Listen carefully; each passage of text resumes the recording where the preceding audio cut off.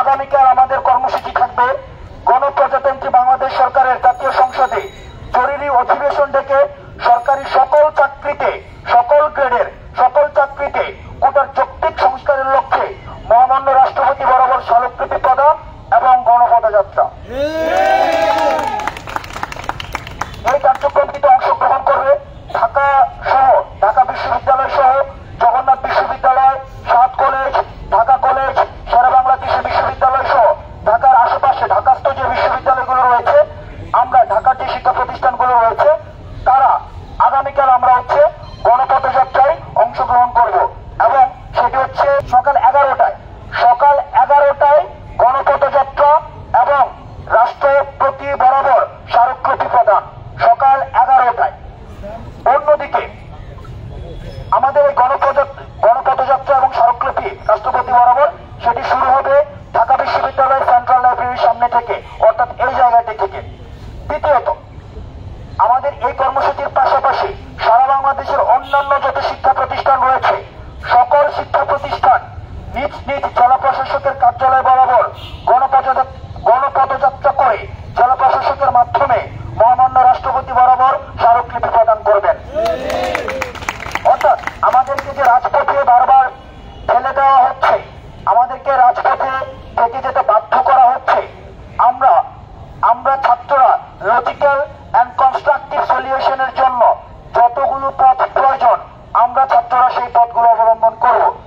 আমরা আপনাদের গণমাধ্যম কর্মীরা যারা রয়েছে, তাদের মাধ্যমে যারা আমাদেরকে ব্লেম দিতে যায়, যারা আমাদেরকে ট্যাগ দিতে চায়, তাদেরকে একটি স্পষ্ট বার্তা দিচ্ছি, আপনারা এই ব্লেমিং এবং গেমিং এর মাধ্যমে আপনারা আপনাদের পথ টিকিয়ে রাখার জন্য, আপনারা আপনাদের স্বার্থ উদ্ধার করার জন্য, আপনারা আপনাদের যেই ঠাকুর শুনতে চায় বা হুজুর শুনতে চায়, হুজুরকে খুশি করার জন্য জনতুষ্টির কথা এড়িয়ে সাধারণ ছাত্রদের পাশ বুঝুন, সাধারণ ছাত্রদের কাতারে আসুন,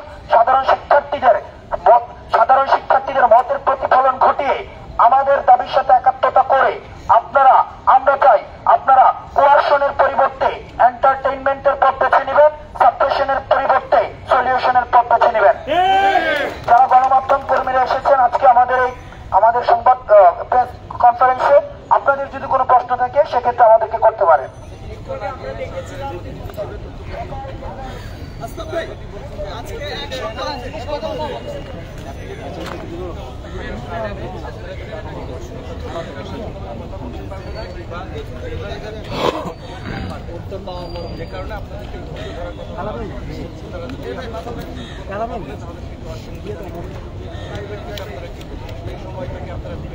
দেখুন, এতদিন পর্যন্ত আমাদের সাথে পিলু পাসিং খেলেছে, পিলু পাসিং, অর্থাৎ হাইকোর্ট আমাদেরকে সরকার আমাদেরকে দেখিয়েছে হাইকোর্ট, আর আমরা আন্দোলনের শুরু থেকে আমরা সরকারকে অ্যাড্রেস করেছি যে এই দাবিটি সরকারের কাছে সলিউশনেবল, অর্থাৎ সরকার চাইলে সলিউশন দিতে পারে।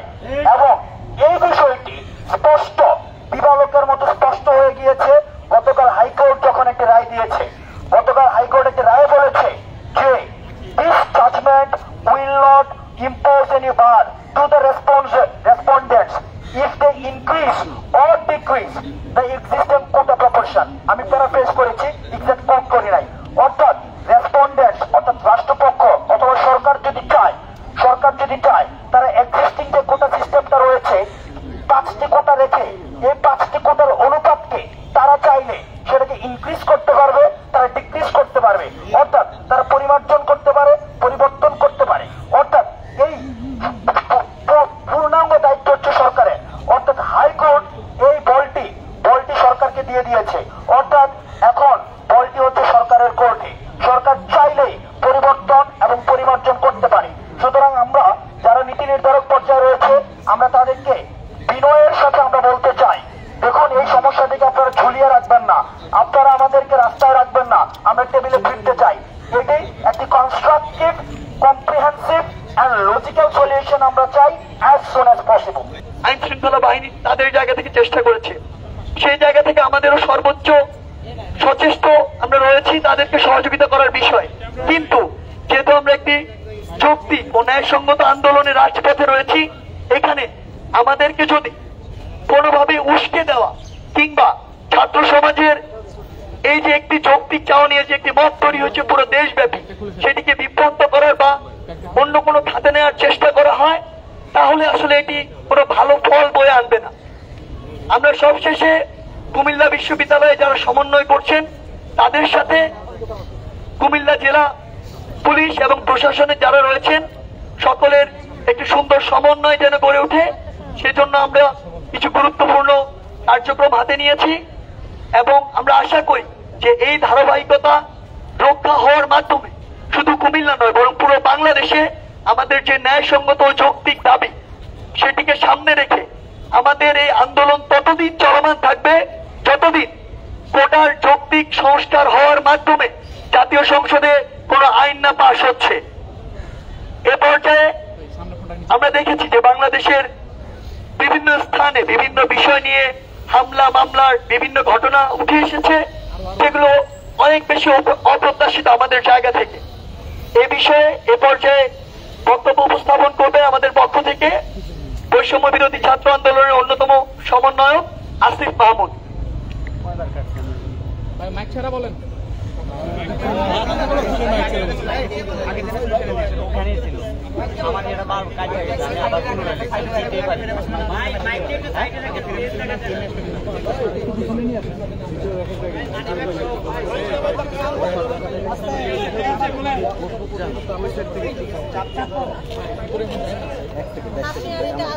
সাংবাদিক বন্ধুগণ, আপনারা জানেন তো 11 জুলাই বরাবরের মতোই আমরা আমাদের শান্তিপূর্ণ কর্মসূচি ঘোষণা করেছিলাম।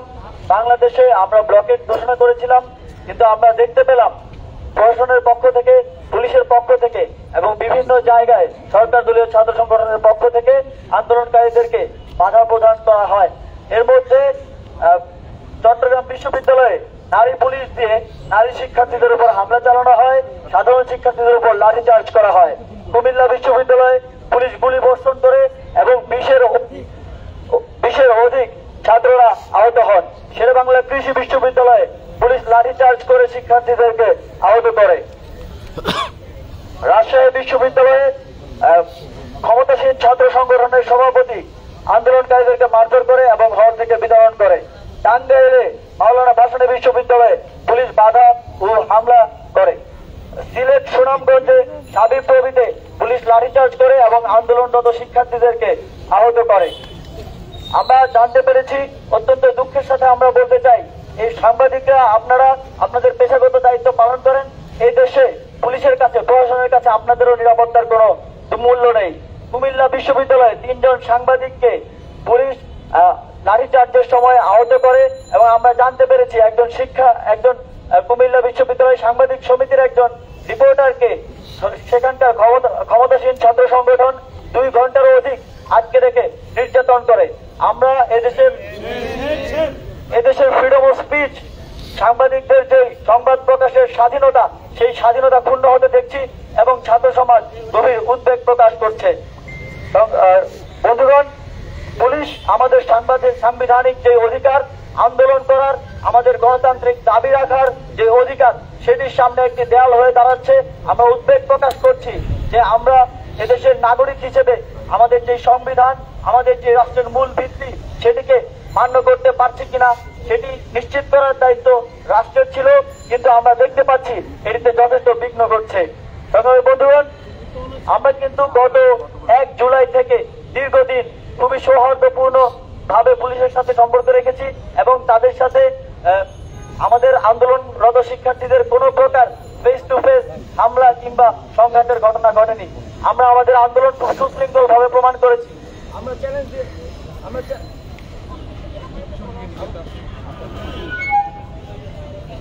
চ্যালেঞ্জ করে বলছি,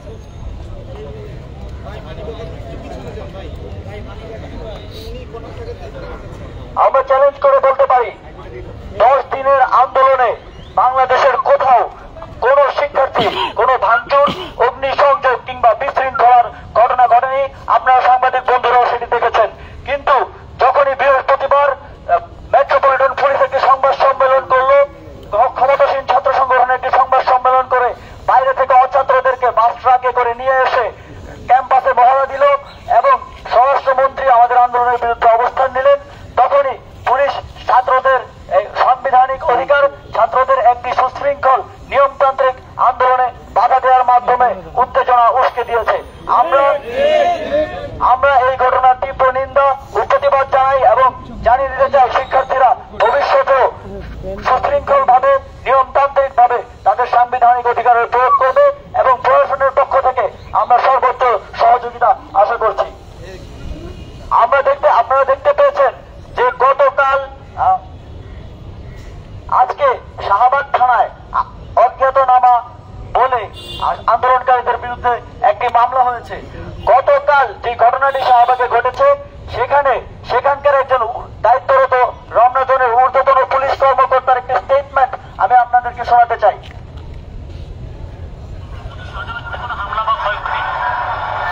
আমাদের শাহজাহানের হামলা না, এখানে আমাদের শাহজাহান ছিল। তো বিশ্ববিদ্যালয়ের ছাত্ররা যখন এসেছিল তারা অনেকেই এখানে দাঁড়িয়ে ছবি তুলেছে। এই ধরনের একটা ঘটনা, তবে কোনো ক্ষয়ক্ষতির ঘটনা ঘটেনি। আপনারা শুনতে পেয়েছেন, তিনি বলছেন বিশ্ববিদ্যালয়ের ছাত্ররা সেখানে দাঁড়িয়ে ছবি তুলেছে, কোন প্রকার ক্ষয়ক্ষতি কিংবা হামলার ঘটনা ঘটেনি। কিন্তু তারা আজকে ষড়যন্ত্র করে শিক্ষার্থীদের এই ঘটনাটিকে কেন্দ্র করে আমাদের বিরুদ্ধে মামলা করলো এবং অজ্ঞাতনামা বলে সেখানে শিক্ষার্থীদের আন্দোলনে বাধার চেষ্টা করলো। এটি নিয়ে আমরা সন্দিহান। বন্ধুগণ, আমরা ব্যর্থ কণ্ঠে বলে দিতে চাই, শিক্ষার্থীদের আন্দোলনকে, শিক্ষার্থীদের সাংবিধানিক অধিকারকে ক্ষুণ্ণ করার জন্য পুলিশ এ ধরনের ব্যবস্থা নিচ্ছে এবং কারা অতি উৎসাহী হয়ে হামলা এবং এ ধরনের মিথ্যা ও বানোয়াট মামলা করছে, এটি দ্রুত খতিয়ে দেখতে হবে এবং তাদেরকে দ্রুত শাস্তির আওতায় আনতে হবে। আমরা এমন কোন পুলিশ প্রশাসনকে আমাদের আশেপাশে চাই না যারা এ ধরনের ন্যাক্কারজনক ঘটনা ঘটাতে পারে। আমরা চাই দ্রুত তাদেরকে স্থানান্তর করে অন্য কোথাও দায়িত্ব দিতে হবে। সংগ্রামী বন্ধুগণ, আমরা আহ্বান জানাতে চাই গণমাধ্যম কর্মী এবং যারা মানবাধিকার নিয়ে কাজ করেন তাদের কাছে আহ্বান জানাতে চাই, আমাদের শান্তিপূর্ণ আন্দোলনে যদি ভবিষ্যতে কোন ধরনের মামলা এবং আমাদের গণতান্ত্রিক অধিকার, আমাদের সাংবিধানিক অধিকার, আমাদের মানবাধিকারকে ক্ষুণ্ণ করার চেষ্টা করা হয়, আপনারা অবশ্যই কথা বলবেন। আপনারা আপনাদের জায়গা থেকে ছাত্রদের এবং আমাদের সাংবিধানিক অধিকার রক্ষায় আমাদের পাশে দাঁড়াবেন, এটি প্রত্যাশা করছি।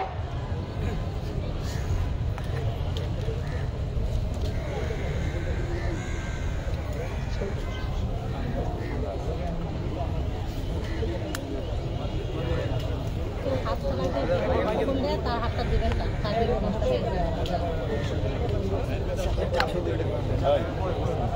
এখন তো ভিডিও ছবি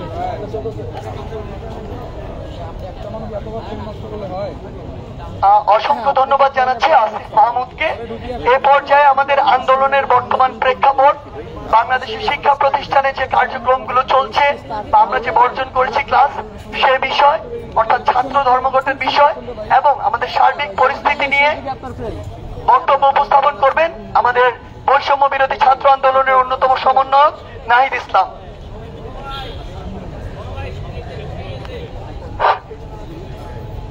প্রিয় বন্ধুগণ, আপনারা আমার পূর্বের বক্তার আলোচনায় ইতিমধ্যে স্পষ্ট হয়েছেন যে সরকার আসলে এই যে ছাত্র আন্দোলন স্বতঃস্ফূর্তভাবে গড়ে উঠেছে সারা বাংলাদেশে, সেটা দমনের প্রস্তুতি এবং পরিকল্পনা নিচ্ছে। আমরা বলতে চাই যে আমাদের আন্দোলনটি যৌক্তিক, ন্যায়সঙ্গত এবং শান্তিপূর্ণভাবে আমরা চালিয়ে যাচ্ছিলাম। সরকারের উচিত ছিল প্রথম থেকেই শিক্ষার্থীদের সাথে আলোচনার পরিস্থিতি তৈরি করা এবং দৃশ্যমান পদক্ষেপের মাধ্যমে এই গোটা সমস্যার সংকট নিরসন করা, কিন্তু সরকার সেটি না করে এখন আন্দোলনকে আইন শৃঙ্খলা বাহিনী এবং বিশ্ববিদ্যালয় প্রশাসন, সরকার দলীয় ছাত্র সংগঠন এবং নানান শক্তির মাধ্যমে এই আন্দোলনকে দমনের একটি পরিকল্পনা এবং প্রস্তুতি গ্রহণ করছে। আমরা বলে দিতে চাই যে সরকারের এই ধরনের কিন্তু পরিকল্পনা সরকারের জন্যই বুমেরাং হয়ে দাঁড়াবে। আমরা 18 সালের অভিজ্ঞতাও দেখেছি। আমরা চাই না এই ধরনের কোনো ধরনের অনাকাঙ্ক্ষিত ঘটনা ঘটুক এবং যদি সরকার এই ধরনের কোনো উদ্যোগ গ্রহণ করে, অলরেডি যে সরকার শুরু করেছে, তার জন্য উদ্ভূত যে পরিস্থিতি হবে তার দায় কিন্তু সরকারকেই নিতে হবে। এবং আমরা যে আমাদের ছাত্র ধর্মঘট, সেটি কিন্তু অব্যাহত থাকবে অনির্দিষ্টকালের জন্য। আমাদের দাবি পূরণ না হওয়া পর্যন্ত আমরা ক্লাস বা পরীক্ষায় বসছি না। এবং শিক্ষকরা আন্দোলন শেষেও যদি ক্লাস পরীক্ষা শুরু করার চেষ্টা করেন, তারপরেও শিক্ষার্থীরা কিন্তু ক্লাসে ফিরে যাবেন না। ছাত্র ধর্মঘট অব্যাহত থাকবে। আরেকটি বিষয় হচ্ছে যে মামলা করা হয়েছে, আমরা পুলিশের বক্তব্য আপনারা শুনতে পেয়েছেন যে সেদিন কিন্তু পুলিশ বলেছে কোনো ধরনের ক্ষয়ক্ষতি হয়নি। আজকে কেন হঠাৎ করে এই অজ্ঞাতনামা মামলা করা হলো সে বিষয়ে পুলিশের কাছে আমরা জবাবদিহি চাচ্ছি। এবং এখানে অজ্ঞাতনামা দেওয়ার কোনো প্রয়োজন নেই। এখানে কারা নেতৃত্ব দিচ্ছে এটা খুবই স্পষ্ট। ঢাকা বিশ্ববিদ্যালয়, জগন্নাথ বিশ্ববিদ্যালয়, সাতকলস সারা বিশ্ববিদ্যালয়ের প্রতিনিধির মাধ্যমে কিন্তু এই আন্দোলন পরিচালনা করছে এবং আমরা আপনাদের সামনে উপস্থিত আছি। যদি মামলা দিতে হয় আমাদের নামেই যাতে মামলা দেওয়া হয় কথাটি আমরা বলে দিচ্ছি। এবং ছাত্র সমাজকে এই ধরনের মামলা হামলা দিয়ে কোনো ধরনের ভয় দেখিয়ে লাভ হবে না। আমরা আগামী 24 ঘন্টার মধ্যে এই মামলা প্রত্যাহারের দাবি জানাচ্ছি। এবং যারা বৃহস্পতিবারের রকেট কর্মসূচিতে বিভিন্ন জায়গায় হামলার সাথে জড়িত ছিলেন, পুলিশ বাহিনীর সহ সরকার দলীয় ছাত্র সংগঠন, তাদেরকে আগামী 24 ঘন্টার মধ্যে বিচারের আওতায় আনতে হবে। এবং আমরা উদ্বেগ প্রকাশ করছি, আমরা দেশের নাগরিক সমাজ, জনগণ এবং আন্তর্জাতিক মানবাধিকার সংগঠনের দৃষ্টি আকর্ষণ করছি যে এখানে শিক্ষার্থীদের আন্দোলনকে দমনের পরিকল্পনা করা হচ্ছে। শিক্ষার্থীদের গণতান্ত্রিক অধিকার, মানবাধিকার সংকটের মুখে পড়তে পারে। সেজন্য আমরা সকলের দৃষ্টি আকর্ষণ করছি যাতে সরকার এই ধরনের কোন ধরনের ঘটনা করার সুযোগ না পায়, সে বিষয়ে যাতে আমরা সকলেই সতর্ক এবং সচেতন থাকি। এবং আমরা বলতে চাই যে আমাদের যে আন্দোলন, সে আন্দোলন চলবে। আমাদের কর্মসূচিতে হয়তো ভিন্নতা আসবে, কিন্তু আমরা কিন্তু মাঠে আমাদের রাজপথে আমাদের উপস্থিতি জানান দেব। এবং যদি আমাদের দাবি আদায় না হয় আমরা বৃহত্তর গণ আন্দোলনের প্রস্তুতি নিচ্ছি। জনগণকে সাথে নিয়ে, সমাজের সকল শ্রেণী পেশার মানুষ, স্কুল কলেজের শিক্ষার্থী সহ সকলকে সাথে নিয়ে কিন্তু আমরা আন্দোলনে নামতে বাধ্য হব।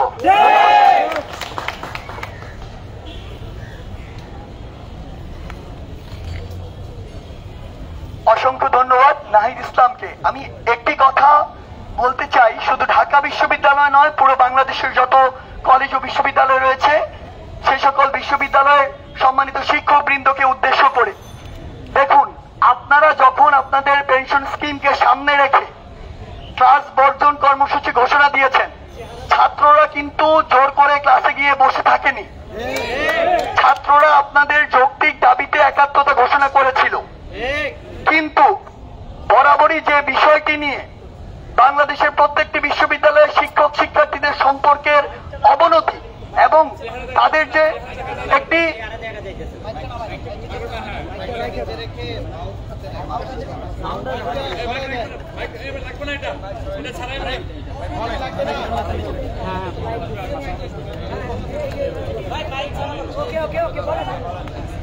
আচ্ছা, আমি আবার এই ইস্যুটি বলি।